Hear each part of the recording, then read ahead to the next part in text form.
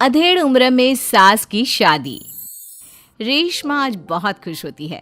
आज उसकी शादी को पूरे 10 साल हो जाते हैं। घर में खुशी का माहौल होता है और इसी खुशी में रेशमा घर में तरह तरह के पकवान भी बना रही होती है। इसी बीच रेशमा की पड़ोसन उनके घर आती है और उससे कहती है, क्यों रेशमा, आज घर में बड़े पकवान बन रहे हैं, कुछ खास है क्या आज? आज ही के दिन मेरी शादी हुई थी और आज मेरी शादी को पूरे 10 साल हो चुके हैं। अच्छा, शादी से याद आया रेशमा, क्या तुझे पता है हमारे पास वाले ही एक गांव में 70 साल की एक बुढ़िया औरत अपनी दूसरी शादी रचा रही है। क्या 70 साल की बुढ़िया औरत की दूसरी शादी? अरे जिस उम्र में लोग पूजा पाठ करते हैं वो बूढ़ी औरत रंगरलियां मना रही है। इतना ही नहीं, सुनने में तो ये भी आ रहा है कि उस बूढ़ी औरत के 2 बेटे, बहू और 4 पोते पोतियां भी हैं। तौबा तौबा, सच में जमाना बहुत खराब आ चुका है। कोई शर्म लिहाज नाम की चीज तो बची ही नहीं इस दुनिया में। हमारे परिवार के तो ऐसे संस्कार नहीं है। रेशमा, जमाना बहुत आगे निकल गया है। आजकल क्या बच्चे और क्या बूढ़े, सभी पर एक जैसी जवानी छा रही है। हमारे लिए तो ऐसा सोचना भी पाप है। वैसे कब है उस बूढ़ी औरत की शादी?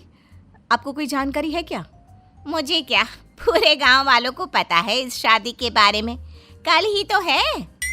अरे वाह, कल तो योगेश के पापा भी छुट्टी पर हैं। एक काम करते हैं, हम भी चलते हैं इस बूढ़ी औरत की शादी में। आखिर देखे तो सही कि कौन है वो बेशर्म बुढ़िया औरत जो पोता पोती खिलाने की उम्र में प्यार के फूल खिला रही है। पड़ोसन वहां से चली जाती है, जिसके बाद रेशमा सोच में पड़ जाती है। शाम को जब रेशमा का पति अमित घर आता है तो वो रेशमा को हैरान परेशान देखकर पूछता है, क्या हुआ रेशमा, आज बहुत परेशान सी लग रही हो? कुछ खास नहीं, एक बुढ़िया औरत के बारे में सोच रही थी। कौन सी बुढ़िया औरत? रेशमा अमित की ओर देखती है और उसे बताते हुए कहती है, हमारे पास वाले गांव में ही एक बूढ़ी औरत है जो अपनी उम्र के आखिरी पड़ाव में अब लव अफेयर कर रही है और कल उसकी शादी भी है।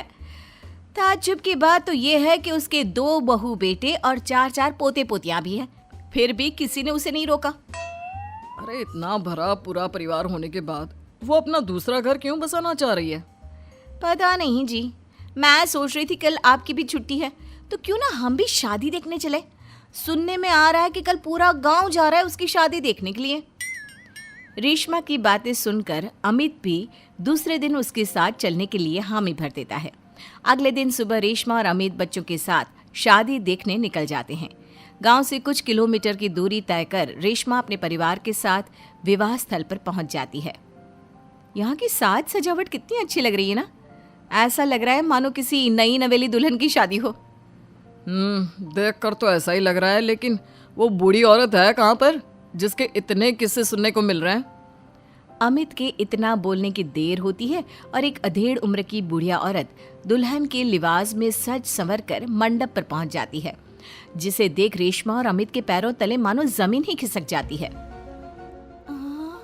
मम्मी जी, यहाँ दुल्हन के लिबास में ये सब क्या हो रहा है? अमित, मम्मी, दादी की शादी, वाह, मजा आएगा। मम्मी शादी कर रही हैं और हमें बताना भी जरूरी नहीं समझा? क्या अब हम उनके लिए इतने गैर हो गए हैं? कुछ भी हो, मैं मम्मी जी की ये शादी तो बिल्कुल नहीं होने दूंगी। रेशमा अपनी सास सुशीला की तरफ जाती है। सुशीला अपनी बहू को देखकर सकते में पड़ जाती है। रेशमा, तू यहाँ क्या कर रही है? मेरी छोड़िए मम्मी जी, और आप अपना बताइए, आप यहाँ दुल्हन के लिबास में क्या कर रही हैं? आप इस उम्र में शादी कर रही हैं? जानती है समाज कितनी थू थू करेगा हम पर। समाज के डर से जीना नहीं छोड़ देते बहू। मैं अपनी इस नई जिंदगी से बहुत खुश हूँ और खुशी खुशी अपनी मर्जी से ये शादी करना चाहती हूँ। अगर इस समाज में जीना है तो सब देख कर